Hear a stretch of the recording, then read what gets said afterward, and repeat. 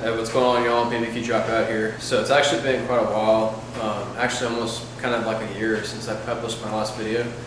But if you're wondering how long you can rest a pork shoulder inside of a cooler, honestly, pork shoulders are like super similar to brisket, so just consider it somewhat like that if you're more experienced with that.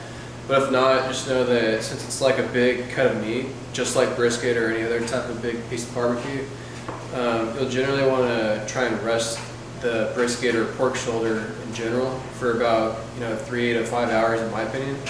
Because you think about it, like the thing is cooking on the smoker or in the oven or wherever for the better part of like 12 to 24 hours, and if you were to just kind of pull it out and then immediately start slicing it and pulling it apart in the case of pork shoulder, then all that moisture is just going to evaporate. So particularly like in a cooler, that's probably one of my main preferred ways of actually holding a big piece of barbecue.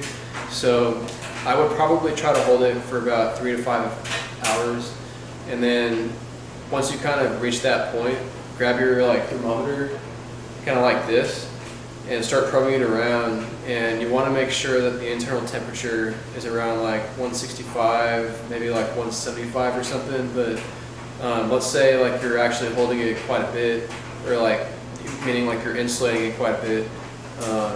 You could even have to hold it for even longer if you just don't open the cooler, because it'll actually be so well insulated that